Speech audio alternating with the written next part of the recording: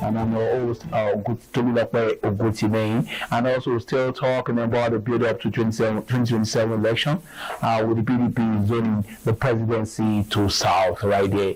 What are some of the major issues, critical issues that every candidate must address? And also I have joining me live via Zoom is another person than Chinedu Obi, the national chairman, National Rescue Movement right there, to take a look at the build up to 2027 elections as during debates on zoning among parties. What is his own take about the recent decision of PDP to zone the presidency to the South? And also, before the build up to the NEC meeting in Ibadan, Wiki has also come out to criticize the decision to hold the next meeting and stuff like that.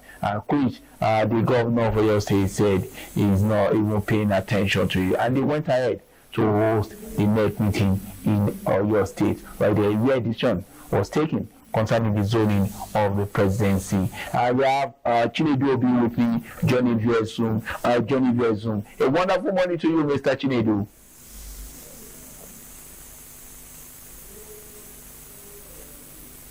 Okay, I'm sure you have been following recent trends on the decision of PDP to zone their presidency to the South. What is your take on this?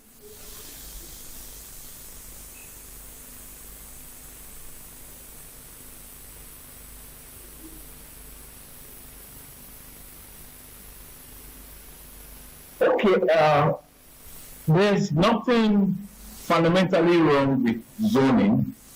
Yes, if you look at the ground norm, which is our constitution, it did not expressly say anything about zoning. The only thing that looks like zoning, which is captured in the constitution, particularly section 223, where it requires political parties to maintain the principle of federal character in the choice of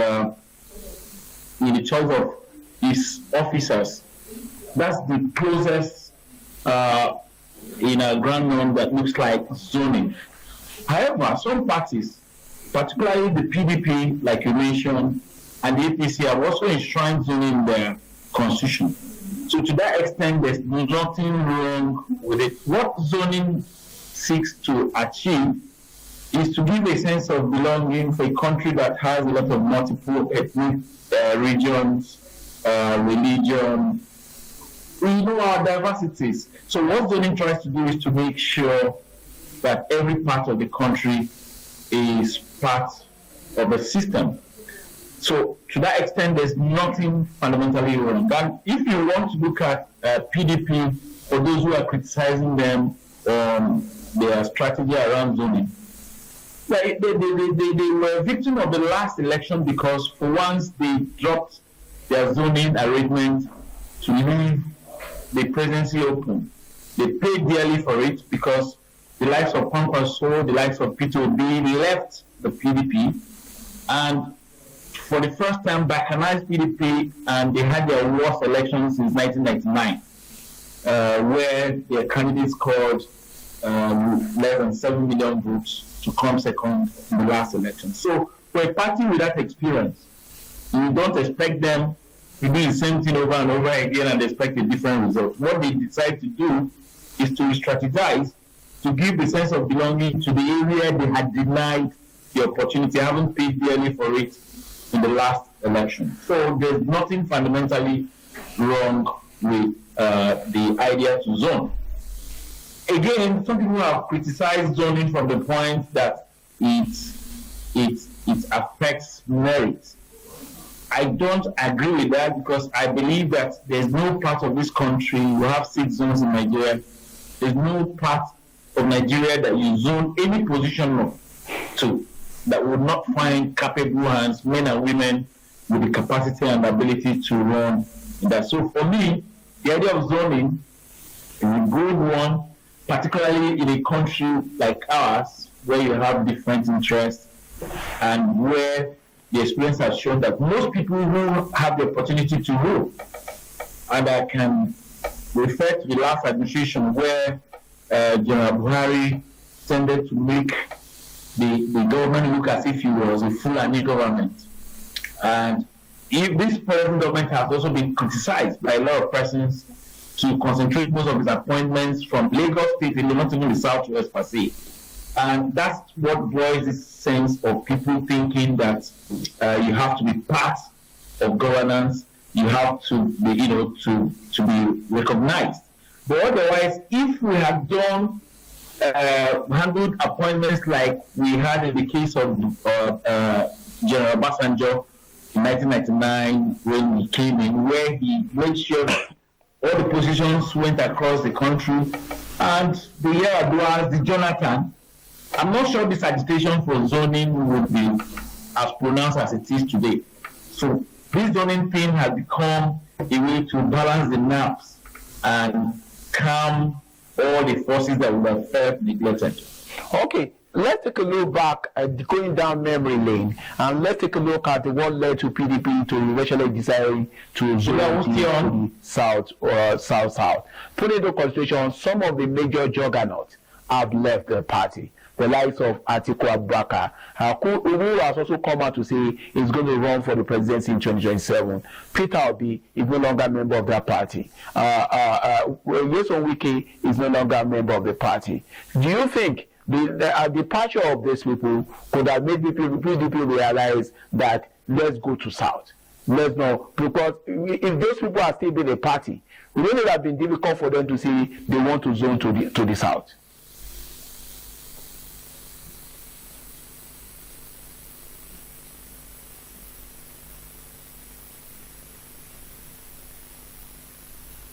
Well, 24 hours is such a large time in politics.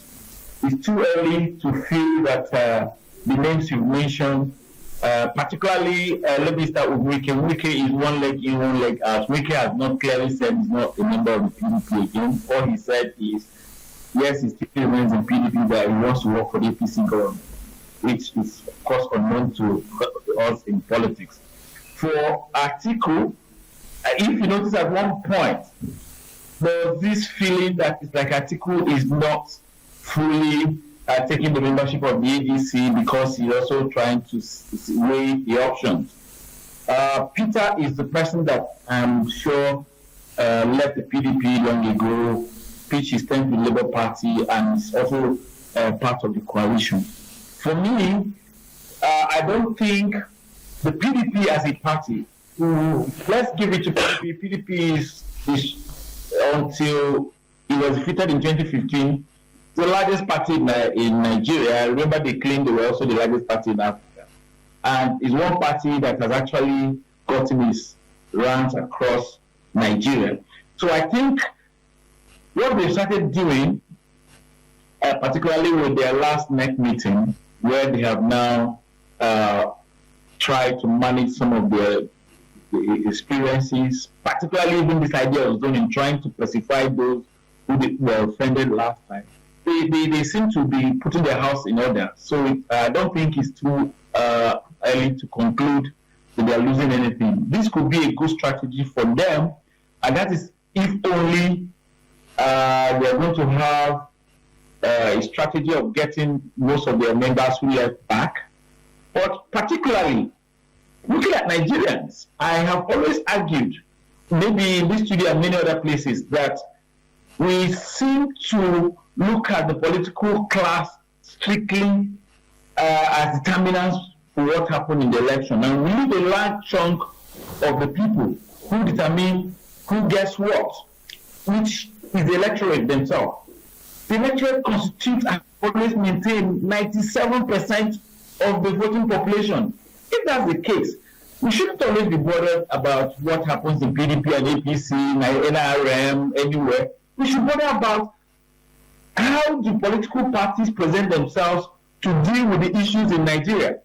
We have hunger all over the country, insecurity. We have a situation where our economy is nosediving. I think what should be bothering us is, what do Nigerians think around 2027? Not necessarily how one political party is prepared or not, because if we narrow our conversation in that regard, we would have neglected the average Nigerian that has the greatest say in a democracy.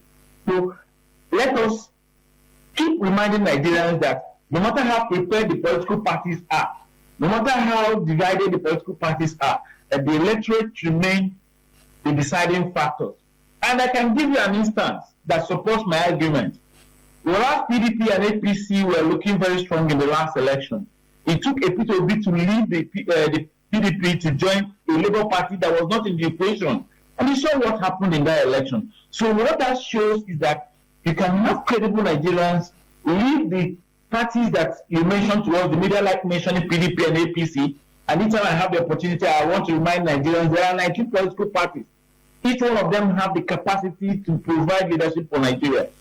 All we need to do is to have media draw Nigerians' attention to this and have Nigerians also know that the power belongs to them, so that when the political parties are not getting it right, Nigerians can use their vote to get it right. This has been my argument, and I want the media to help me in this campaign to draw the consciousness of Nigerians to know that this is discussion around us, not discussion around.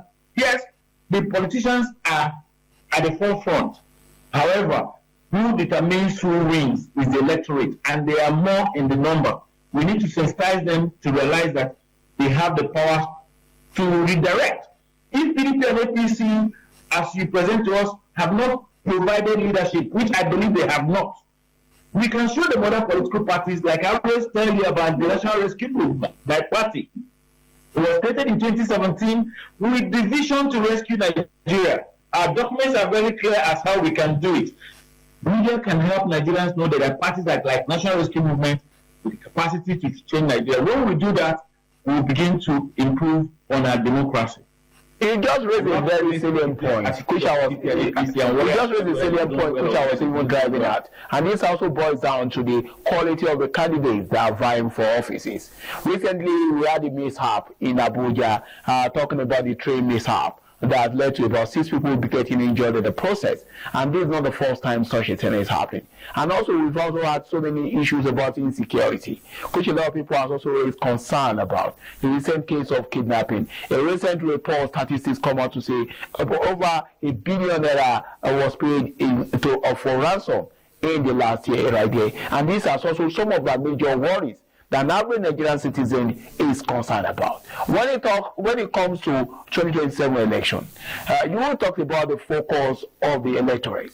What about the credibility of some of these candidates? Do you have any candidate that can also be able to say we have solution? Because most times we have not really been able to really have them talking about solution to some of these problems. Electricity is one of the major problems we are facing in this country. Every successive government has promised that they will find solution to it. None has been able to find solution to it, right from the time of Obasanjo down to this day. Do we have candidates who can say, among all the candidates running for, even with your own party, that can say they have solution to some of the problems or can bring it to the barest minimum? Do you have that? Is it not something we should be holding the candidate vying for offices responsible for?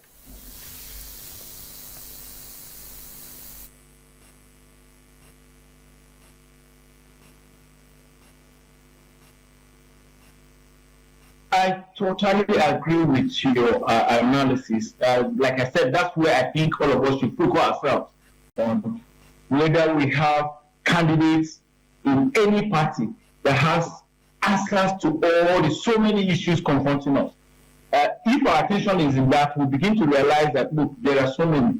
There are certain documents that speaks to what a party wants to give to the country, which is the party's manifesto. All the party's manifestos are on INEC platform. Most of the parties also come up once in a while to talk about what they believe in, because you can't give what you don't have. That is why we talk about ideology. Ideology says this is how I will want to run when I have the power to lead. Manifesto says how you're going to do it. Now, but most often what we concentrate is mentioning names of persons we've had in this country become governors and so on, who have not really shown clearly that they have solved the myriad of our problems, the multiplicity of our problems. So my attitude is that for now, it is too early to begin to identify candidates of political parties, because the truth is that if we're a country governed by a rule of law, It is too early to know who is running for a position because INEC has not even given up a timetable. Today, you find billboards of persons across the country campaigning, whereas ideally, it is against the Electoral Act that people will start campaigning, talking about their candidacy when the umpire has not given the guidelines for it to happen. That, for me, it is against the democratic practice. That today people are already claiming what they're going to be when the rule, the guideline has not set up for people to contest for any position. So what I think Nigerians should be doing now is look at the individuals in most of the parties, particularly the ones that we speculate will run. Look at the manifesto of the political parties, the ones that have given us the opportunity to vote for them, the PDP, the APC. Have they been able to deliver to Nigerians what they promised us? This government we're in now, remember His Excellency saying, if we don't give you light, don't vote for us. I'm sure that was his own scorecard for himself. Can Nigerians remind him that, look, as of today, almost 3 years into your administration, we still have a plenty of power supply in the country. That's how we need to start measuring people, and not always dropping names of people who have failed Nigerians. We believe that Nigerians themselves should dig out. There are persons in this country that even when they have said they've not said to you they want to run, we know they will be based on what they have done in their private sector life, in their business life, in their professional career, and so on.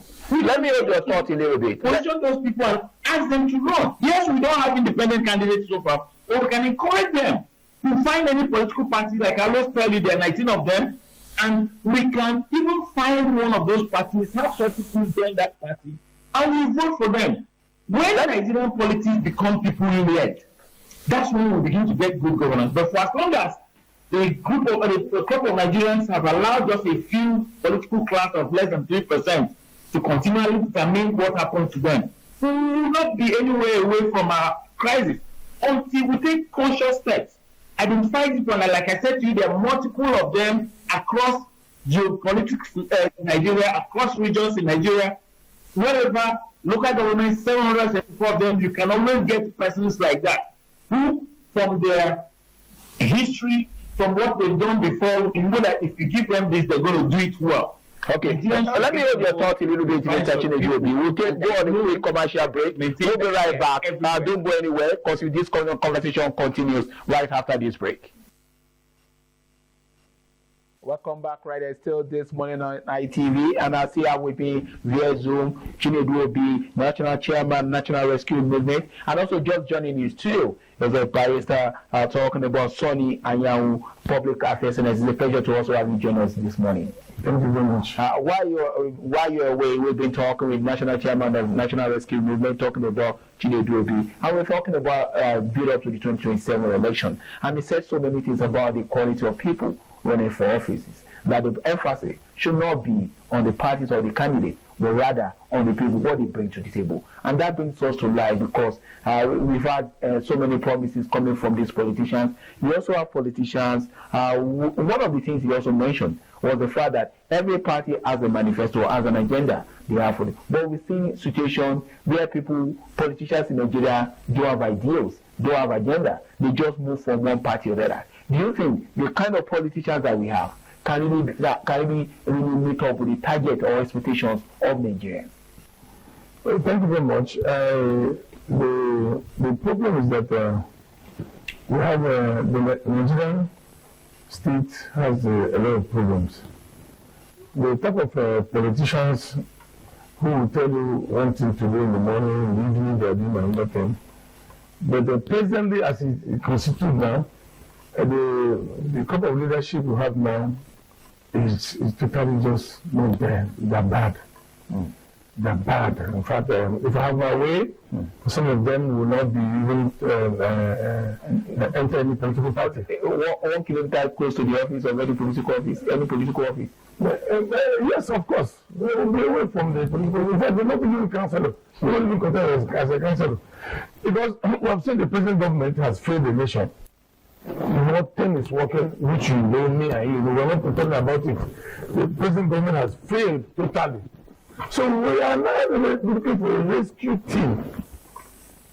And all those people now shouting, going around up and down, are they a solution to this problem? The answer is no. Recently, I think Abubakar too just declared, is I think Abubakar the solution problem. The answer is no. And the answer is just no. He has nothing to offer. He has been a vice president for 8 years. He didn't offer anything there. Now he has come to clip they want to clip that presidential ticket of ABC. He has nothing to answer. The only person very close I can mention is P2B. Very, very close. Among all of them is P2B. That's the only solution. A man who now loves the country more than himself. A man who has been tested and trusted, not like First Bank. You have been tested and trusted. That's a promotion for First Bank. But when you talk about being tested and trusted, we saw it at incident at Anambra State. A lot of people complain about setting up the local government council for many years before he was about to leave office before connect election. You are talking about the president that a lot of people talked about how much did he leave behind, how much debt was in Anambra State. When you could just suppose the amount he left behind, the debt of the Anambra State was in. You are talking about the state that at that point in time when he was the governor, people are talking about the Anambra State not being a haven for investors. You're saying this is the man that's closest to delivering Nigeria. Well, I say we just oppose all of them together. Bring all of them together to the table. And you want to select. I'm not saying P2B is an angel. Okay. Get me right. He's not an angel. As a governor, he must have made one or two mistakes. Yeah. As a governor, no problem. I agree with you. But if we now bring all of them together, Tinubu, Atiku, mention them. Mention them. At least we will take one and they lose that. You must get one. A solution beckons. Taking one, you don't keep this man. Very close. I'm not to speak for him. I'm not to Let me hold your thought a little bit. I also have National Chairman of National Rescue Movement on US whom we talking about Chinedu Obi. And Mr. Chinedu, in the light of our conversation, you said something very critical. And also, it also boils down to every party do have a manifesto and do have an agenda of what they want to do for government, for the people of the country. But we have seen instances where people switch from one party to the other, or some individuals don't even have the manifesto of the party at hand. Let's take, for instance, APC government. The APC claimed to be a progressive movement. We know from the ACN days, from the AD to ACN days, the agenda, their manifesto is quite different from what was carried out by President Muhammadu Buhari. Now we've seen under President Bola Tinubu, it's also going back to what it used to be for the AGC. Now we also have candidates who move from one place to the other without the proper ideals, without a proper agenda. Do you think the party manifesto and the candidate running for office believe in the manifesto of party? Let's take, for instance, your own party, National Rescue Movement. Do you think your candidates, the members of your party believe in the manifesto of your party?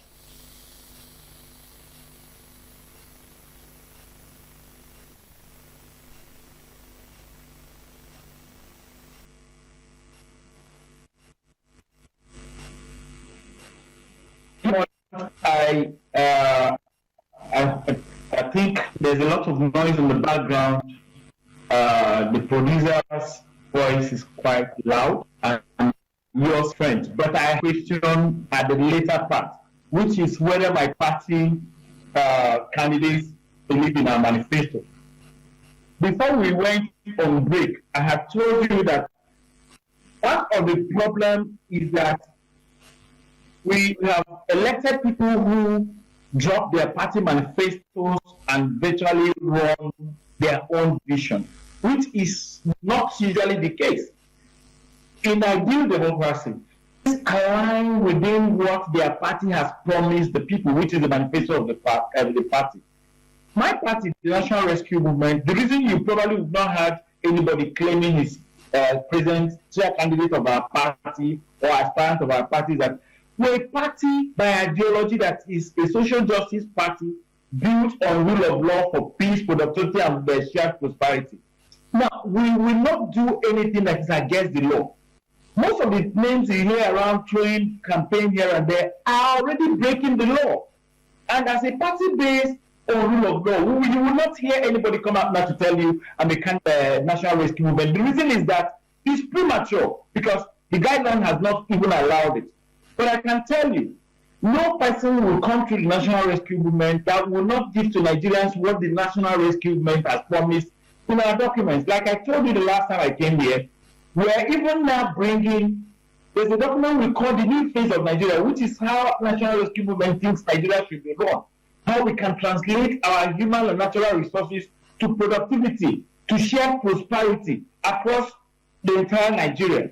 Because of course, as a party, we can't understand why a country that is blessed with vast mineral resources. So look, if you check in Nigeria during dry season, if you look on top of any rock, you will see a green leaf. That's the fertility of Nigeria. Whereas in some other countries that have gone to Israel, you discover that for any plant you see in Israel, there's a pipe sending water to it. So Israelis can actually tell you the number of plants in their place because nothing can grow on its own. Here we have a country that you don't even need to water anything for it to grow. Yet, our country is run like a country that is run by animals. So the challenge is that we've not been able to get persons who stick to their party ideology, party manifesto. And I can tell you, challenge NRM with this. If you hear this gale of defection, you won't hear anybody from National Rescue Movement defecting to any other party because we created the National Rescue Movement in 2017 because we saw that parties before us depart from their manifesto, depart from the history of our country from the First Republic. PRP, which used to be NEPU, talked about education for the Tarakawas, empowerment for the Tarakawas. So anybody who is joining that party is joining to achieve that purpose. You have the Action Congress, the Action Congress, which is from the southern part of the country. They promise education for all. I'm a beneficiary of it. I must say thank you to you, Mr. Chinedu, right there for your lightning and your conversation, because that's only what time carry talking about Mr. Chinedu. So anybody going to vote along with ideological line, the take of Sonny Aya, who is also with us right there. Before we wrap things up right there, he said something very crucial, that every candidate must follow the manifesto of their party. What do you think Nigerians should ask any candidate that wants to become president or run for offices in 2027? Yes, Nigeria should look at the credibility of every candidate. Read manifesto. Manifesto is something written on the book, and at the end of the day, they don't follow it. So look manifesto. They have failed us about manifesto. We look at the credibility. Who is this person? Where is he? Where is he coming from? We're not saying that his tribe, his religion, is whether he's tall or short. No. But look at X-ray that person. And when from there, Nigeria will look. It can be in any party. Party A or B or C or D is immaterial. So we should not look at party, we should look at the party. We should not look at the manifesto, what is on the book there. We should look at the credibility of that person. Who is this person coming? Who is this man? Who is this woman coming? Who is vying for the office of governor or president or local government or anything? Not your political party. I must say big thank you to you, Barrister Sonny Aya, for joining us this morning and shedding light on this discussion. And also big thank you to the national chairman of Nigeria National Rescue Movement, talking about Chinedu, for being part of the conversation. We move over now to our Lagos Network studio, where Ms. Lena is also standing by to continue with the line of conversation.